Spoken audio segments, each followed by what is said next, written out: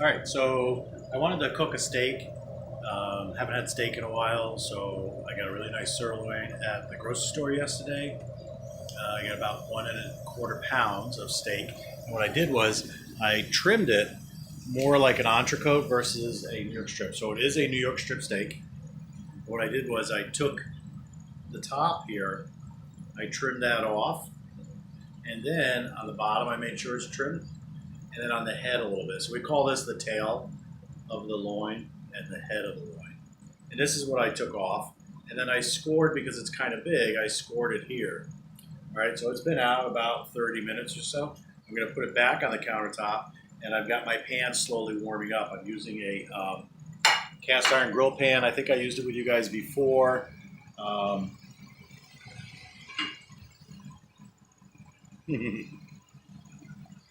Okay. So I have it on low heat just to get it warmed up a little bit. I'll put it on medium heat now. And then what we did was I wanted to do potatoes au gratin. So I hard cooked the potatoes. We used to do this at the restaurant with goat cheese so that I could make like a ramekin with the goat cheese, a little cream, salt, and pepper in it. So they're part cooked. I'm going to put a little butter on the bottom of the dish. And clearly, this is done so that it'll cook and melt the cheese and get all tasty in a pretty short period of time as well, if you will. Okay? I have a really good aged cheddar I'm going to use.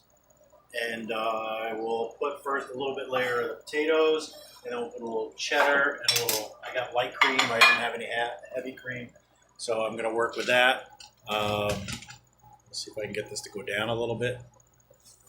Okay, good. And I'm going to slice the potatoes with a paring knife, so it's a little easier so the potato doesn't stick. And they're just barely cooked. They're still a little warm, which is fine. If I was doing a lot of this for mise en place in the front, I can make this multiple layers. I didn't quite have a shallow, narrow pan, so this can be a very thin layer of potatoes. And then I'll put a little cream and cheese, and a little cream and cheese on top. I did cook the potatoes in salty water. And then another traditional way to do, of course, au gratin potatoes is to take thin slices of the fresh potatoes, layer them with a little milk, and then salt, pepper, and cheese, and you can build that up. Typically, we put a little fresh thyme and garlic in it. And then near the end, I add the heavy cream for like the last 20 minutes. So I cook it and cook it very slow and long. It allows the starch to kind of, no sauce is made, right? So the milk and the cheese and the starch for the potatoes will make the sauce, if you will.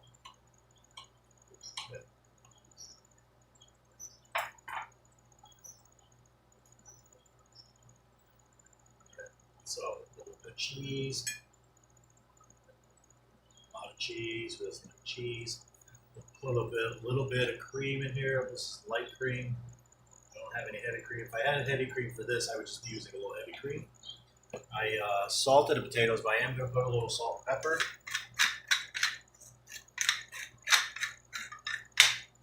And a little bit of salt.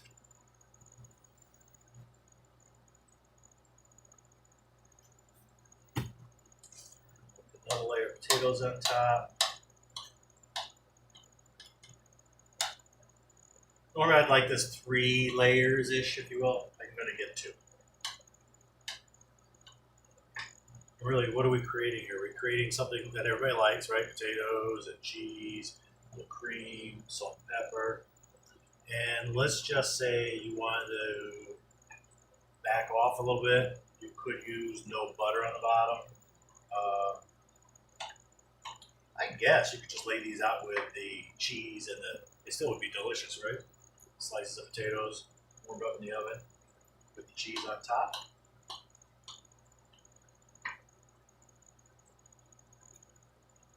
And remember, these aren't really cooking in the oven. They're just going to warm up. So I'm pressing down before I added some more cheese and cream.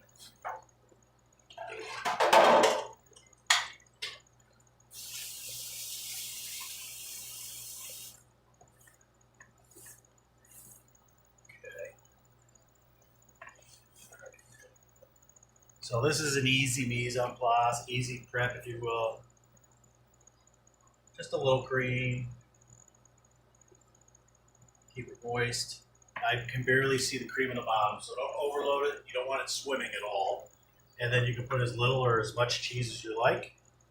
I'm just kidding. I don't want to save the cheese, so there. Okay.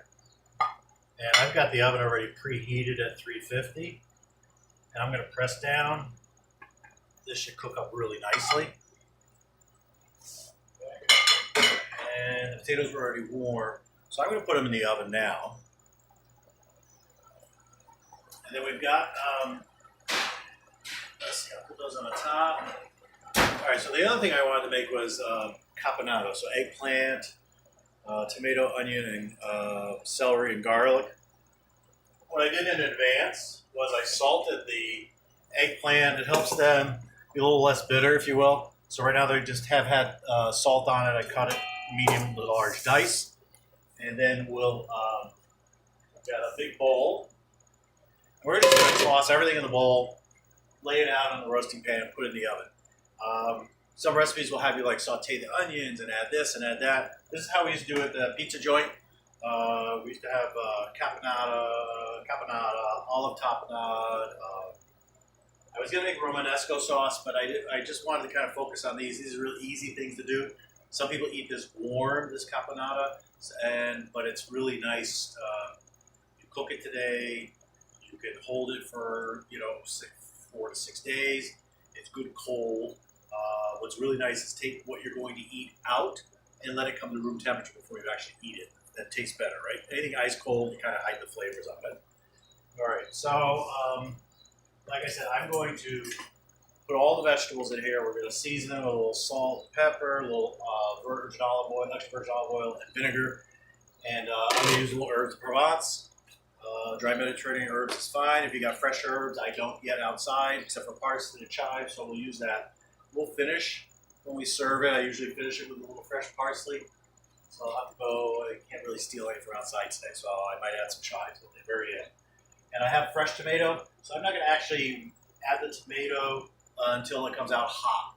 Otherwise, it'll break down too much. I don't like that. I like it kind of al dente. Remember, when we take it out, it's going to keep cooking as well, right? So I will cut the tomato, but I won't add it until I take it out the onion, celery, and eggplant. And I'll take out the tomato. I think we're all set.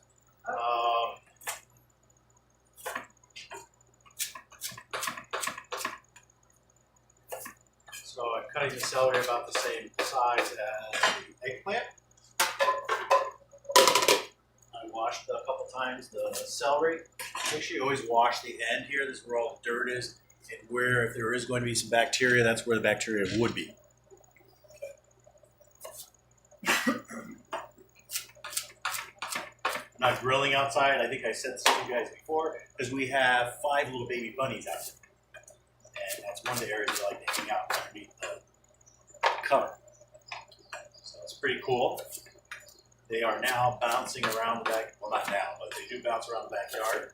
And they think they have freedom to do so. So Lucy doesn't get free run of the backs.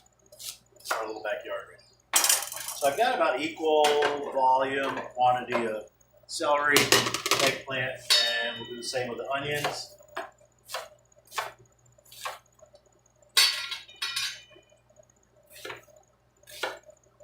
I peel the onions in advance. I've done those a few times with you guys. I cut the 2 ends off, cut them in half, and then take 1 or 2 layers, at least the brown skin, and sometimes the next layer. These all wanted the next layer off. If it feels like that layer is a little dehydrated, tough, you want to take it off, because once you cook it, it's not going to be tasty. It's not going to feel nice in my mouth. If I was making stock, I could save all that and add it to the stock. If you add the skin of the onion to the stock, it might make it change the color a little bit, especially if you're making a clear stock like a chicken stock. But for home, who cares, right? For a restaurant, we might not add the skin of the onion to a chicken or fish stock that we want white. Okay? Typically, we'd like to make a white sauce with that. All right, so I've got the celery and onions in here. I'm going to put put 2 large cloves of garlic in it. I'm just going to slice them. I'm not going to mince them. I'm not sure what I put on the recipe. And probably kind of thick. Okay.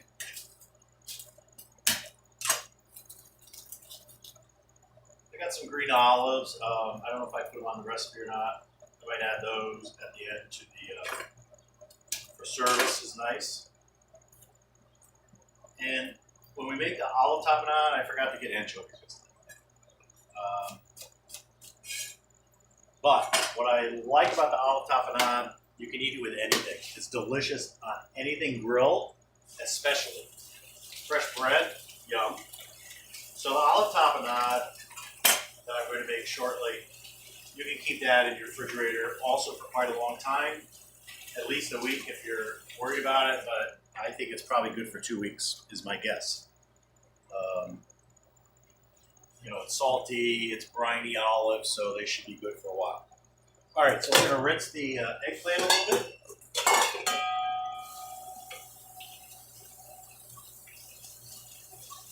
One time somebody didn't rinse it well for me, and I forgot what we were making, and it wasn't a caponata.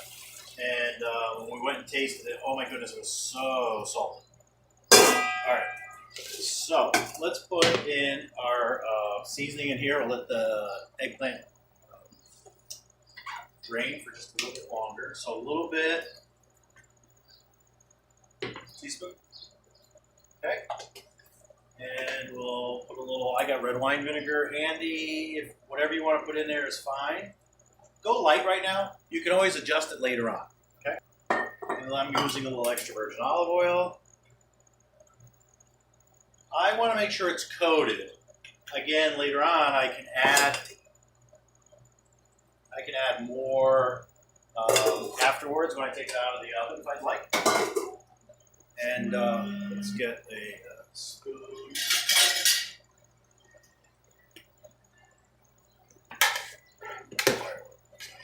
So there's plenty of vinegar. You can see it on the bottom. It smells vinegary. I'm going to add a little more olive oil. And then I need to add salt and pepper. Again, we can check salt and pepper, the seasoning later on. When we talk about seasoning, we typically mean salt and pepper. That helps bring out the other flavors, all right?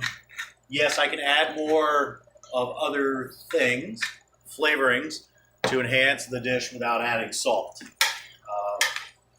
So there you might use more dried herbs, things like that. Vinegar is a nice way to avoid using. So I can see that it's kind of glistening. I like that. And it's supposed to have some capers. Actually, it's funny, both things have capers tonight. It's that time it was nice and warm today, so I think we were thinking of that. So I'm going to cook it with the capers. All right. I got some dry herbs in there. I got garlic in there. I got vinegar in there. I have extra virgin olive oil in there. Did I tell you anything else to put in there? And we'll put the tomato in at the end. That's it. All right.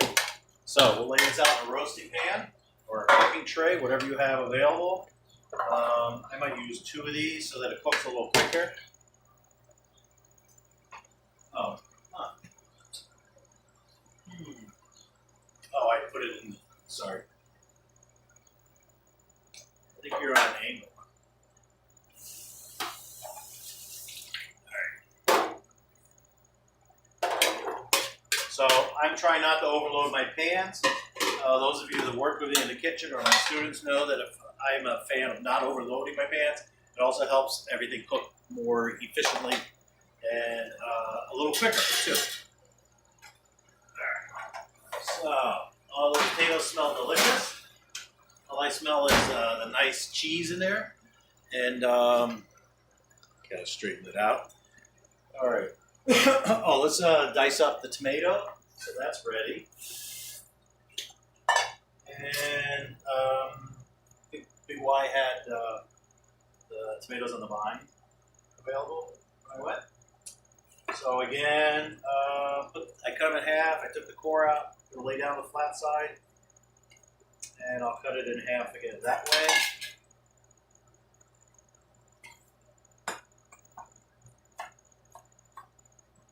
And second. This might be a little smaller than what we had for the other vegetables, but that'll be okay. Make sure they match. And we'll sprinkle this in when we take the other vegetables out of the oven. So whatever natural temperature, warmth is left from those, we'll warm up these here. Okay?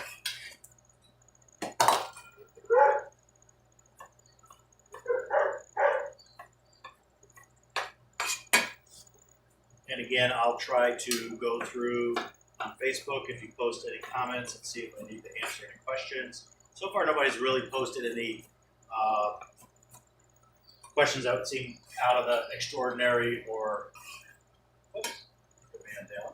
Okay, so we'll add that later on, and we may add later on green olives. So, green olives, so I don't forget. If I don't have the ingredients out, I always forget. All right, so we'll check that later on for salt and pepper, and if we want to add some chives, let's get those out too. Get chives in the garden, and I think next week the blossoms will probably be up, so we'll do something. The blossoms are really nice for like vinaigrette, and what I do is I cut the blossoms so it's like confetti. All right, and I'm gonna cut this a little 1/4 inch-ish. I'm just gonna put it right in there with the tomatoes.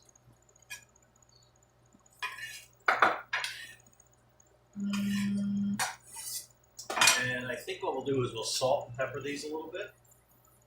And those will kind of macerate, if you will, so they'll juice a little bit, which is fine. Okay, so we'll leave those there. All right. So that's a caponata. That's in the oven. That's cooking. The potatoes are cooking. I set it at mine at 375. And that's it. The other thing I wanted to show you, I'll make the sauce in a second. I wanted to show you how to roast. Whoops, back here. I wanted to show you how to roast a pepper so that you can peel it and seed it. So you can do it right on your stovetop. Okay, we'll do it right on the stovetop here. Turn that off.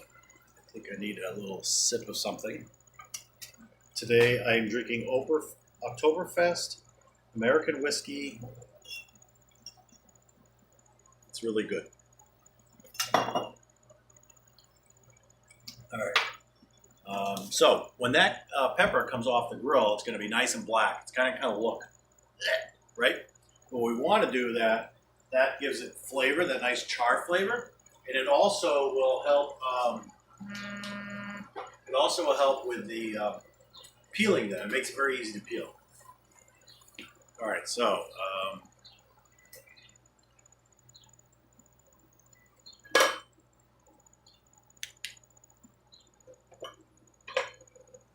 okay. All right.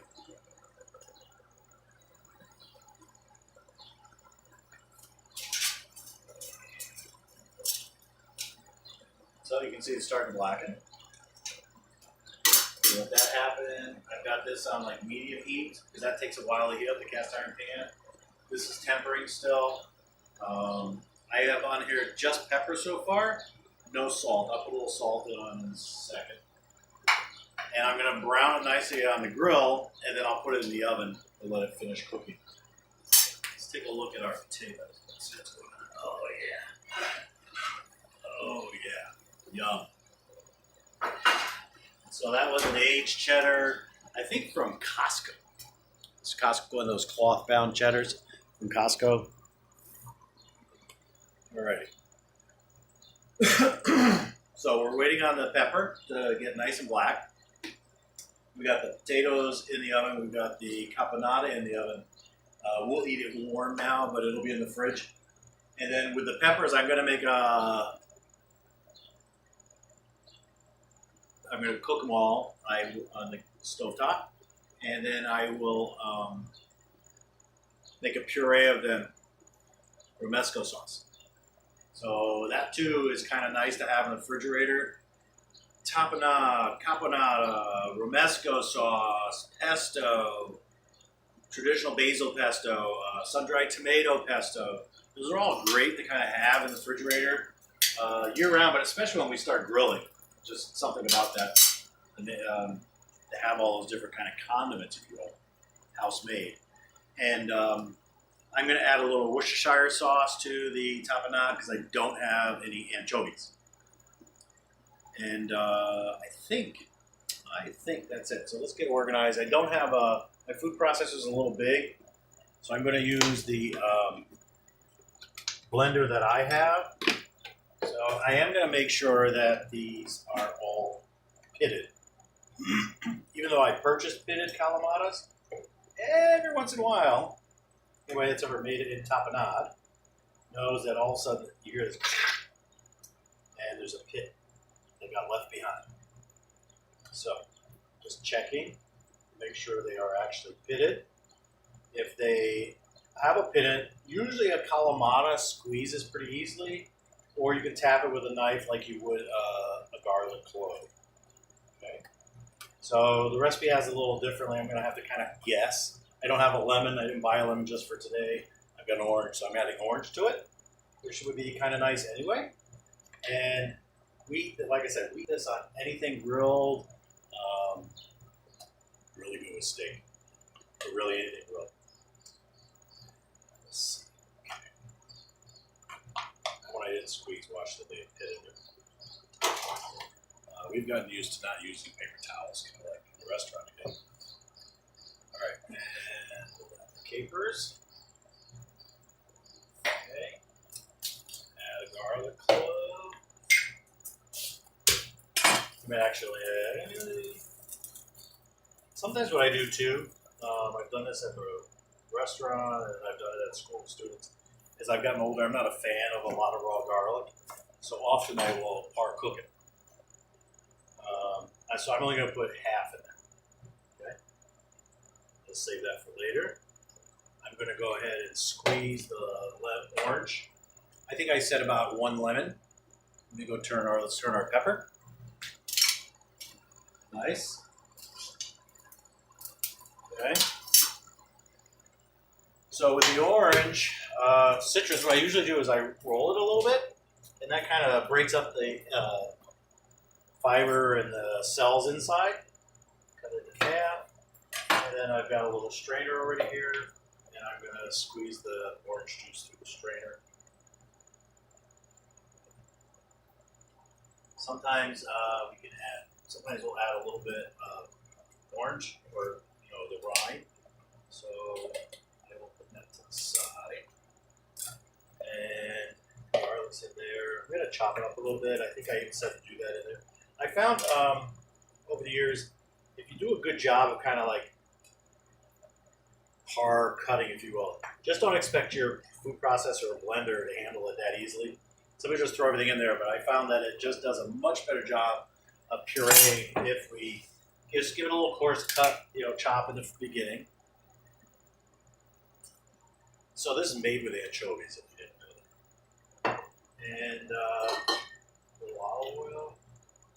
The problem is with this blender when I put it together, I like mine to be saucy versus pasty. So not as thin as cream, if you will, but thicker than like peanut butter.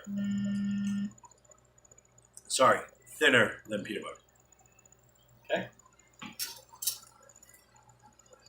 All right, so still need to get nice and black there.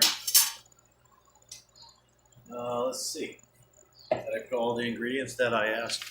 Did I put on my anchovies, garlic, olives, capers, a little dry thyme? I don't have it handy, so I'll just use my spoons. A little fresh thyme is really good. It's not to work on my garden, but the way it's been so cold, it's probably a good thing we didn't do too much planting outside. This one has no speed, and I have no plunger. So the little Vitamixes have little plungers, which is nice. So this will get loud in a second.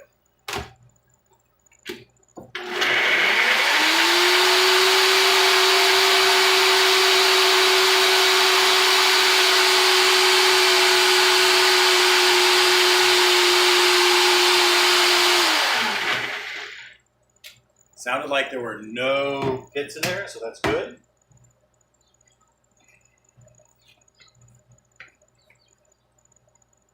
I'll have to go through with a spatula and get everything out.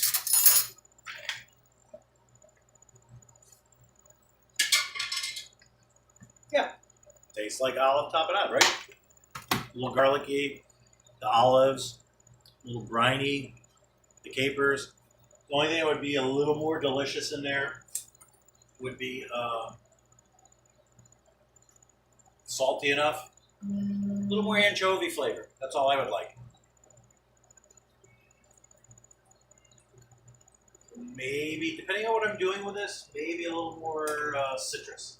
Oscar and Zeke are watching you. They're giving you thumbs up if they can't. So say hi to us. Hi, Oscar and Zeke. Woohoo! Those are my grandsons. My only grandsons. My only grandchildren. We need more. All right, so, and if I didn't add anchovy or whatever, this would be really delicious. I'm not going to put it back on. It makes a big mess. So you could keep that plant-based if you wanted to, right? Okay. Oh, pepper. Let's go check our pepper out. Ooh, that's all right. Be extra charred. Woo. All right, so we're getting there. Because I chatted too much, it's a little charry on one side. So we're waiting for one more side to get nice and black. And we'll put it inside of a piece of saran wrap. Well, by doing that, it allows the, I'm just thinking about the flavors in the tapenade. It's good. It's exactly what it's supposed to be. It could be a little citrusy if I was using it on fish. Or you could just add the squeeze of lemon on the fish as you're serving it. Let's take a look over here too. And let's see what's going on with our, oh yeah. Look at those. They're browning up nice. Yum. Oh, they smell delicious. And I'll give my, give this a stir.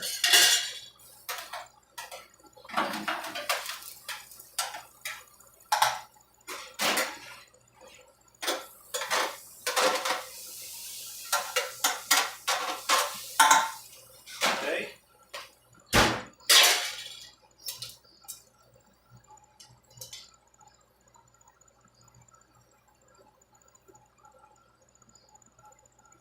If you don't have a gas burner inside the house, you can do it outside on your grill.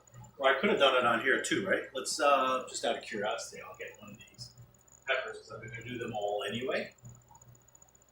And we'll put it on and see what happens. I don't like it. Never mind. Delete. Okay. Let me put out the sheet of saran wrap and then we'll grab the charred pepper. You put it in a Ziploc. When we do a lot of these, we just roast them in the oven and then put another pan over the top. This is really efficient though, it works really well.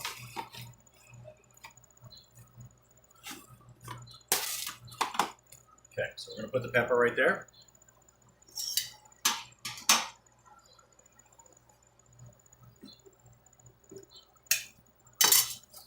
And we're gonna kind of close it so it seals it. So now it's steaming inside here. And then in a few minutes we'll be able to take that out and I'll show you how I like to peel it. So you can do it under the sink, water. If you have the garbage disposal, it's easy, or do it with water with a strainer, and or paper towel works really well. Okay, so the caponata's in the oven. The rest of it's here. Let's see what these olives are.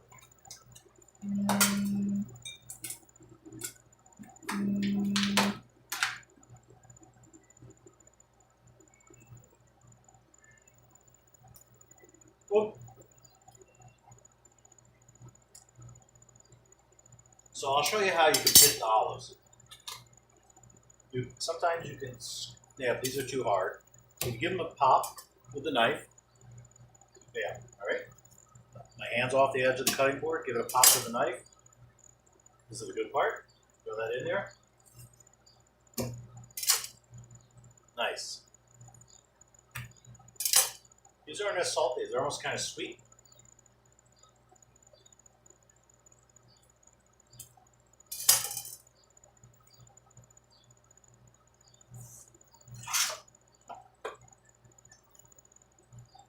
Actually, I don't want that in the garbage disposal. All right, so I need to get the. I'm going to stop with those for a moment. We need to get the steak out. Okay. So this is steaming up, and I'll show you how to peel that and seed it, and then you can do other stuff with it. All right, so let's go check out the steak. All right, so I'll put this a little higher now because I'm getting ready to cook it. It's been preheated. And we looked at our vegetables in the oven, we looked at the potatoes in the oven, and we like what we're seeing.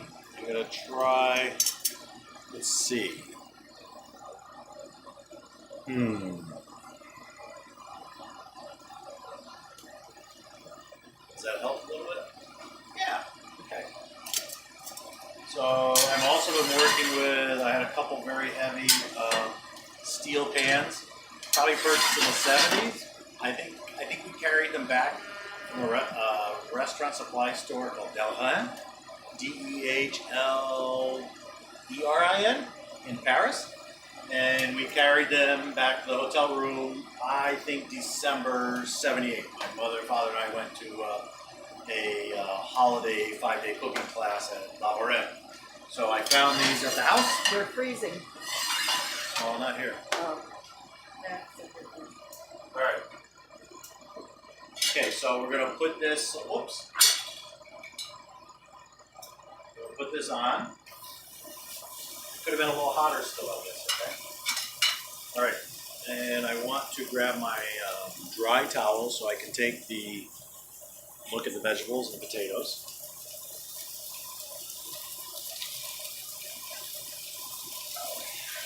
Potatoes are browning up nice. Vegetables sit and smell delicious.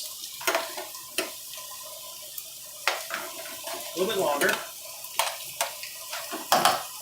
Again, I don't like this mushy and cooked well done. I prefer this to be a little more fresh, more firm. But I think if you recipes, I was looking around just to see what they were saying.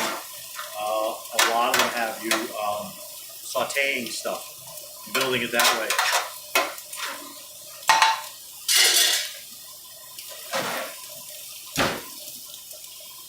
Oh yeah, we forgot to put a little salt on there. Let me grab, see if there's anything left in here.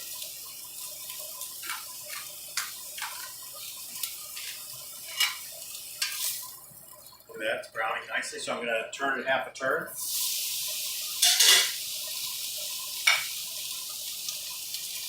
Okay. Take the tapenade out. Tapenade? Whoops, come back here, you.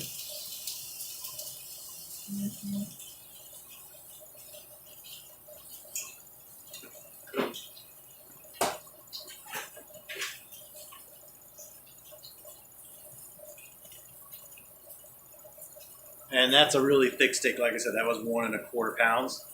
I don't get steak very often. Kind of like, I don't drink beer often. What I do is Dos Equis. No. So that is prime. It was like 12 instead of $16.99. So I was like, okay, I'm in. Count me in.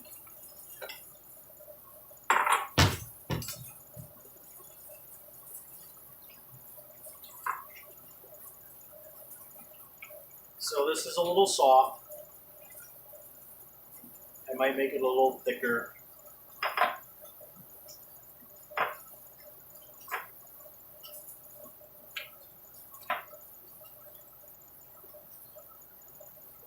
I'm not throwing those out, believe me. I'm going to get all the goodies out there.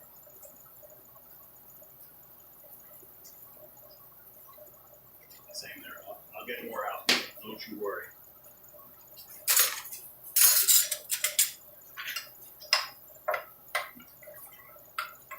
So like I said, this one's a little saucier. Okay. Let's go check our steak out. And then we'll come back and do our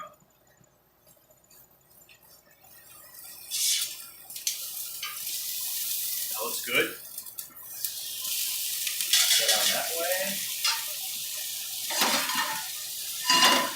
And actually I re-seasoned those and my egg this morning slid right out of that. Alright, take a peek. Potatoes are browning. As soon as they get brown over the top, I say they're done. The steak, I'm going to let it brown nicely on the top, and then I'm going to put it in the oven, and I'll probably turn the oven off so it'll get a little cooler, and then I'm going to let it rest. And it's a really thick steak, so it was about like, what was that, so 45 minutes before it went on the grill. So it should cook pretty nice and even inside. All right, let's take a look at the pepper over here. Put my so an easy way is, like I said, is with big towels. So I open up the saran and I leave the saran wrap on the counter. Kind of has my makes cleanup much easier. Okay.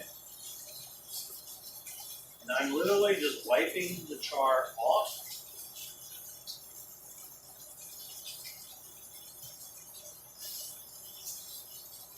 And you'll have to move your paper towel around. So look at that.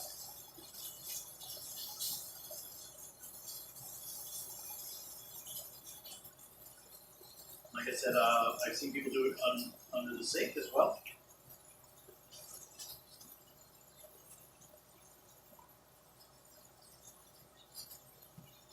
And you know, by the way, the caponata is traditionally not with peppers, but that would be just fine, right?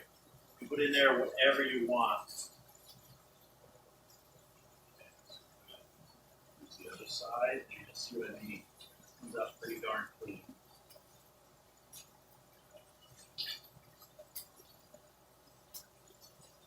Okay.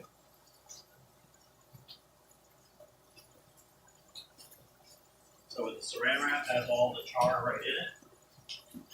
And then we can open this up. It's hot inside. And depending on how crazy you are about seeds and no seeds, that's gone.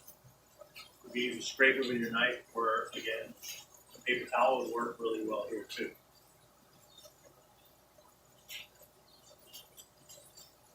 This was just a bell red pepper, so it's sweet. So I don't have to worry about the seeds or anything like that.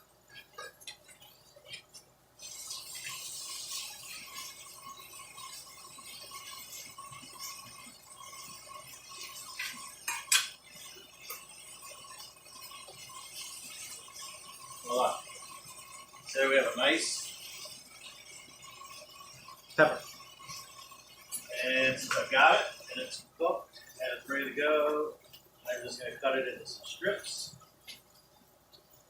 And I'll use it, we'll eat it tonight. Okay, so clean up. Check that steak.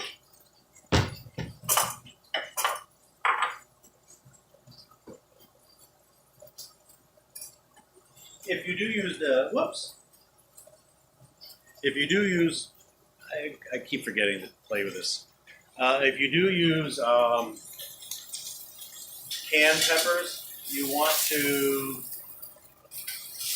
go on the other side, and then I'm turning this off, and I'm going to turn the oven off, and let's see what's going on with the potatoes. Oh yeah, look at those. Won't those look yummy? Mmm. Okay, and now we're going to put this in the oven.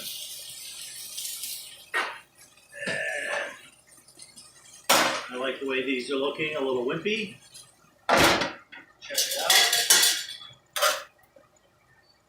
Yep. No raw flavor on the onion. I need salt and pepper. Go and just keep it in there just a little longer. But I'm going to add some salt and pepper. And yeah, a little bit of the dry herbs. And later on, when it cools off, remember too, when you're eating something and it's cool, it tends to need more flavor than when it's warm. Okay. I salted very lightly previously.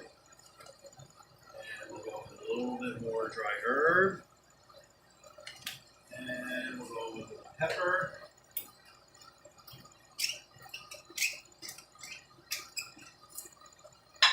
And I think what I'm going to do though is I'm going to combine the pans.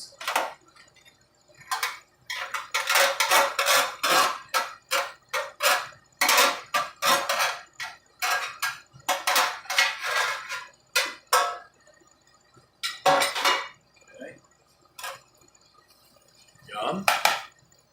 Let's add a sprinkle of olive oil on here, just a little bit for now. Whoops, come on back. Woo!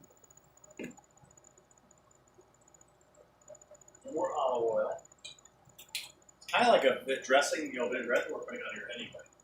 And a little sprinkle of vinegar. Again, use whatever you have for vinegar is fine. I'm adding tomatoes, some olives. I might add more olives later. I'm going to give that a stir. Look at that. That smells delicious. A little fresh parsley on there would be nice too.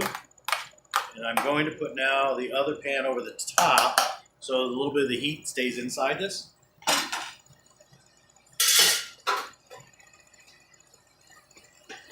I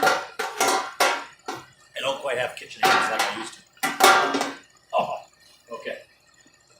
And look at those potatoes. They look delicious. Yum.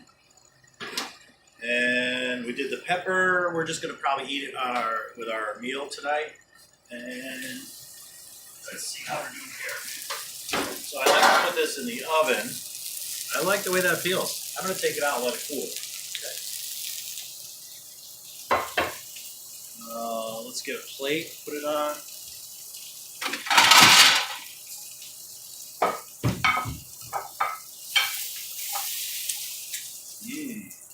Yum.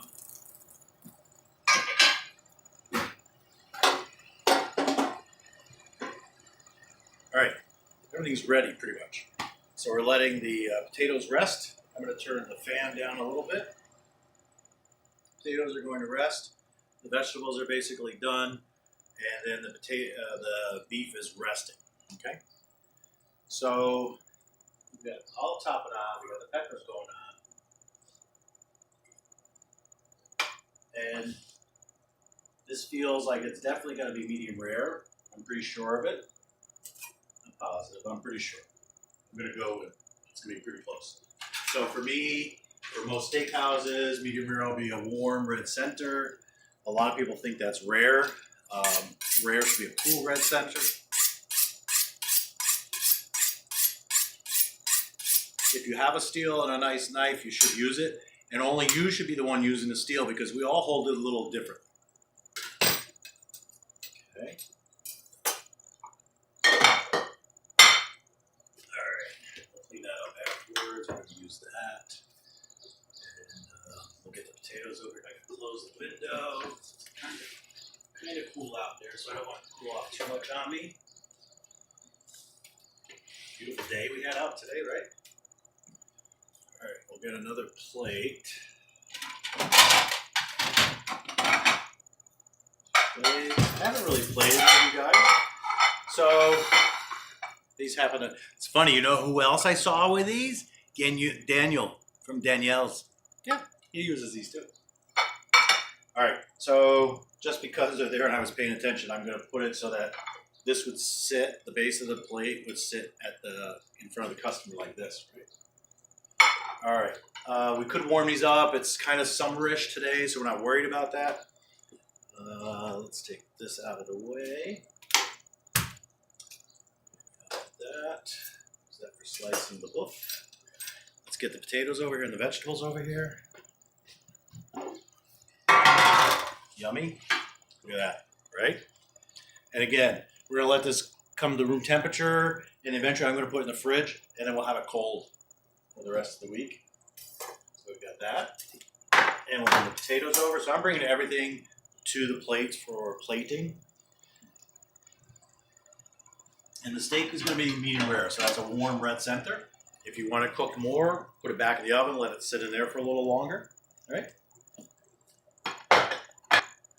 Alrighty. Let's see. Another thing you can do with the potatoes, so you could do those in individual ramekins and then pop them out on everybody so they have a nice little round, uh, you know, goat cheese, potato and cheese stacked and round, not cut for you, but it looks like it's cut. That's a really nice way to do it. And then you wouldn't get the brown on top, so because you would put that over on the plate, you could do some sauteed onions or sauteed leeks on top. That would be delicious that way too. Okay. All right. So.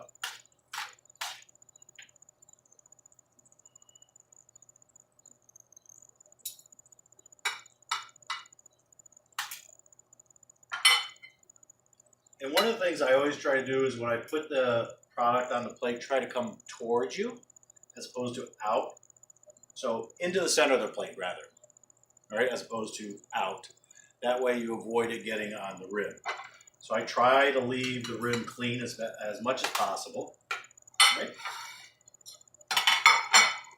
Keep in mind, if I was doing this for guests, I would preheat the plates, and I would probably, so I'm on a marble countertop, which is going to draw the heat out of the plate. So I would probably put tablecloth, or I could do it on a cutting board as well. So at school, I've been coaching people to put it on a cutting board. And that kind of insulates it from below. Okay. And so that's over here. I'm taking a little extra time on the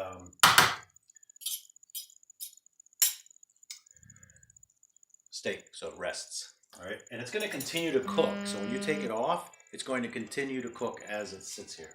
So not only is it resting, so it doesn't juice as much, if you will, but for about 5 minutes. Because think about it, we took it out of the oven, and there's a lot of heat, so it's like all this heat's penetrating. Even though we stopped adding heat, it's still kind of going, and all of a sudden it realizes there's no more heat, so it relaxes and stops, right? Okay, and that's kind of what's going on. I don't know the words physically with physics, but that's what's going on. All right, so I'm going to put some potatoes on. Oh, yeah, look at those. It's just cheese and potatoes. Okay. And I'll put some here. Okay, good. That's good. And we're going to put a little tapenade on the plate. There. Okay, we'll probably put this on the table and we just keep eating it. Like when I do cheese on pasta, I just keep grating, eat, grate, stir, grate, stir. Alrighty. And we've got the peppers, right? And more, so I'm at home, it doesn't really matter, it's just my wife and I. But if I was doing this at a restaurant, clearly I wanted to be hands-free with food that's ready to eat, right?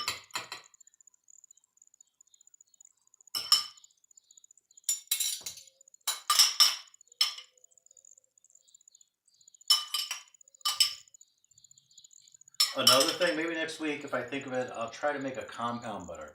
So having that in the refrigerator or freezer, depending on how you save it, is really nice because you can have any kind of meat like tapenade. It's so easy and it goes with so many things. So a compound butter is a flavored butter. So you whip the butter and add flavoring to it. And it's just a really nice way to put a little 1 tablespoon of butter on a steak. Oh yeah, delicious. Okay, let's see what this bad boy looks like.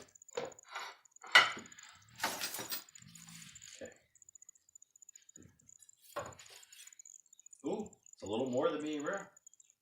Oh, maybe not. Nice and soft. Oh, there we go. It's medium rare. There we go. Nice and soft. It is prime, but the way it was cooked and it rested, and it's fairly even. You can see it's kind of similar. So see how it's kind of gray similarly on both sides, top and bottom? That means we did a pretty good job of putting it on the grill around the same time. Same amount of time on each side, if you will. Okay. Oh yeah, that's gonna be delicious. If I had an end piece, usually what I do is I put that, so this is not as attractive. So I'll put that on the bottom. And then I will go through and put the other ones on top like that. And voila. Okay. So, I think I didn't do a dessert, so that's it today. Voila. Bon appetit. And I'll check and I'll look and see if there's any comments afterwards. All right, thanks for watching, and we'll see you.